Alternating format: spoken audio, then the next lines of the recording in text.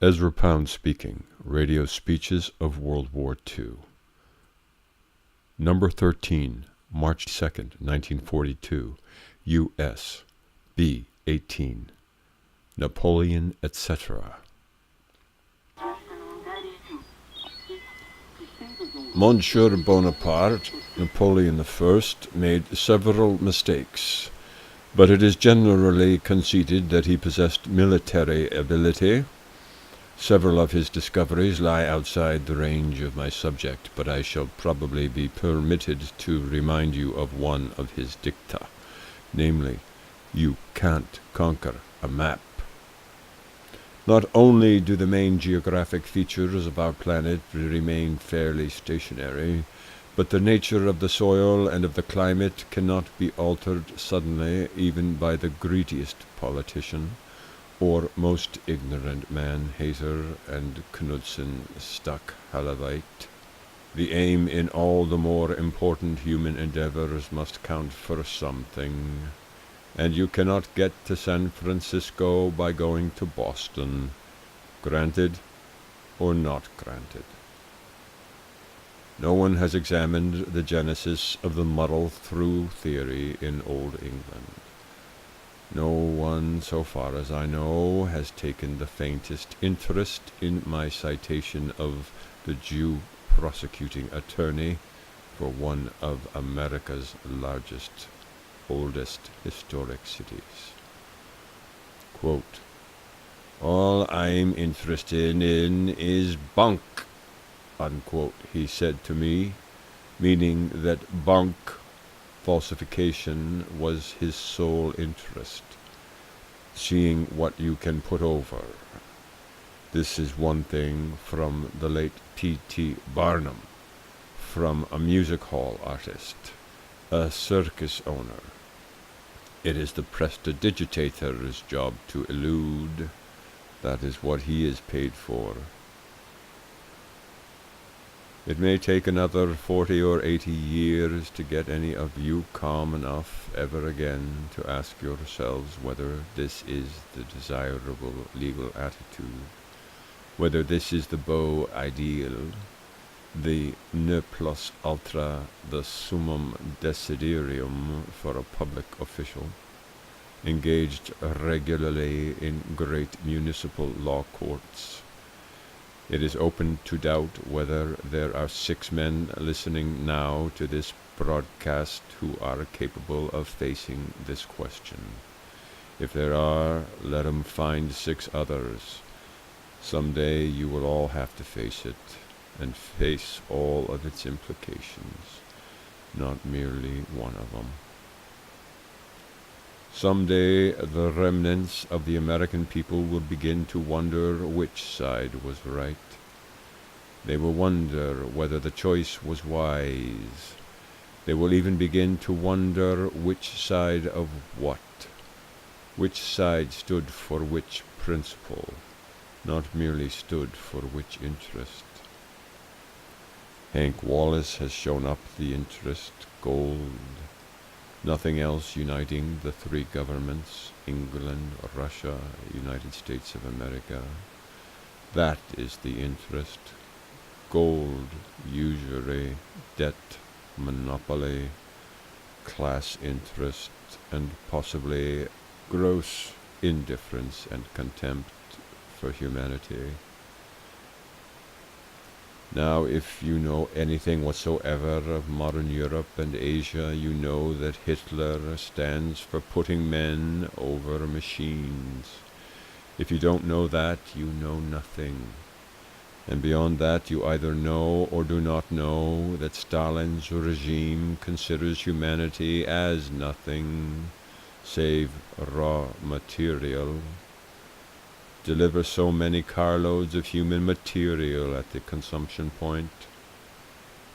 That is the logical result of materialism, if you assert that men are dirt, that humanity is merely material. That is where you come out. And the old Georgian train robber is perfectly logical if all things are merely material. man is material, and the system of anti-man treats man as matter. Now, your president exceeds his powers in demanding that you adhere to his politics as commander-in-chief of the army. He can command you to assail enemy forces, but even Congress in its most abject and servile moments has not conceded this bloodthirsty maniac the control of your opinions. In fact, as long as any law is left whatsoever in the United States of America, which no Jew and no Roosevelt will like having left there, but as long as it is left there, powers do not inhere in officials unless delegated to them by law. Thus, when a lying Dutchman tells you that you have got to prefer Bolshevism to fascism, you can ask, why? Who says so? And, if you are more than cattle, if you rate yourselves above cows and sheep, you will, in defense of that rating, have to ask yourselves whether men are more important than mere machinery, whether you intend to be slaves, lifelong slaves, hereditary slaves to machinery, and whether you propose to sell your children and your grandchildren into long-lasting slavery to usurers and to machinery. I mean, you will have to make up your minds. You cannot live on cold iron. You cannot live on airplane spare parts. You cannot live well without laws which even the officials obey. And for however long your answer to me is Jim's answer. No, boss, nobody here in America is interested in taking things as seriously as you do. There will nevertheless and finally come a time when at least a few of you will have to face things or die. You will have to think or die.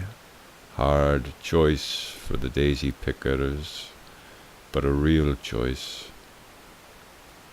Roosevelt's gang have got you hitched up with Russia. Not a very good bet. Russians attack General Winter.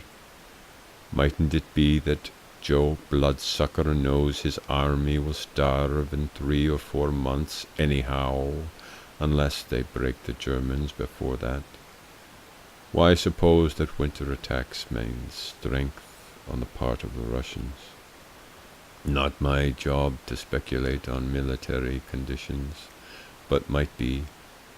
My job, as I see it, is to save what's left of America and keep up some sort of civilization somewhere or other.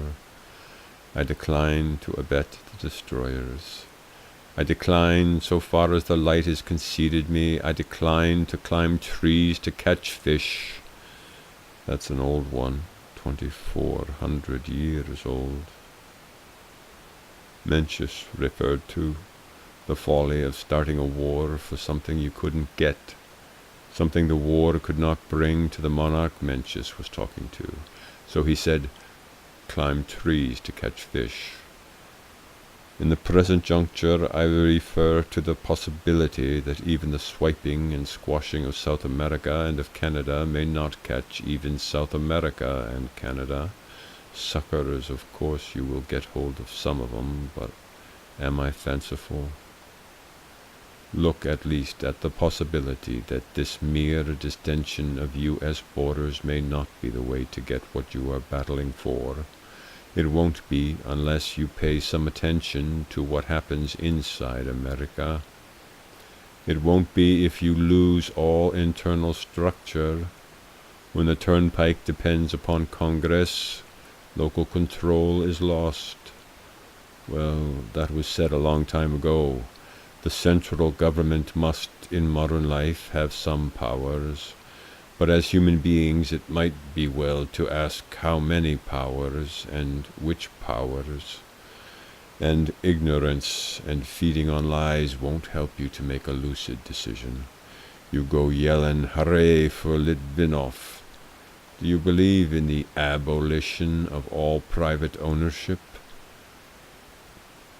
I'll say you do not. You have colluded in the old British habit of employing the savage to wipe out the civilized rival. Your school has been hooded. You have had a slow one put over you. For 80 years, moving imperceptibly, an inch here, an inch there, you have been euchred out of your history, out of knowledge of history, both American and world history. It cannot be done, said Henry Adams to Santayana. Oh, you wish to teach at Harvard. It cannot be done. Henry Adams said he had tried it. Yes, I came late, but I am still a bit ahead of the bandwagon. Beard, Bowers, D.R., Dewey, not Tommy. Then getting down toward, but not to, the real bedrock. Get on and push. Get into the diggin' and learn the face of American history. Adams, John Adams, Jefferson, Van Buren, also Brooks Adams. It's 40 years late for Brooks Adams, but you can't do it sooner. And in watching contemporary flim-flam, do at least try to sort things out. Do you believe in the homestead or in communal ownership? If you believe in the homestead, why fight for the abolition of all private ownership? In taking sides in a quarrel, do at least try to find out what's fighting which. Do you stand for the obliteration of Finland? If not, why fight against Finland? Do you stand, those of you who are above goose gangster level, for the obliteration of all Occidental civilization? If not, why join the Anglo-Jewish clique which has been and still is out professedly and openly for the obliteration of Europe, Western civilization, all of it that you have still got? Our forefathers made a distinct contribution. The Jesuits in Paraguay made a distinct contribution, but they were wiped out for discovering things. We were wiped out largely in the old 1860s. A man who ain't got any foresight gets kicked in the tail. Man fed on lies and lacking in foresight got kicked in the guam. Do you think that is an isolated instance of the hind effects of lacking foresight? The starve the enemy theme has been sung for a long time on your Victrolas. Go back and examine it. The cornered weasel will fight, and your MIS leaders have been out for some years annoying several things larger than weasels. Was it an error? Are you going to start now trying to evaluate their misdemeanors, or are you, all of you, going to go plumb 100% haywire and stay so? Do you believe in the homestead or in communal ownership? If you do not believe in the abolition of all private ownership and the abolition of all private initiative, watch your Nelson. He has already got a half Nelson on you. And if you got to please poor old Hank Wallace and go on buying all the world's gold from now till the terminus of eternity, you got a day's work coming, with 24 hours labor, and no trade union organization legally recognized to put up a tombstone. Here lies the 8-hour day. End of number 13. Ezra Pound speaking. Radio Speeches of World War II.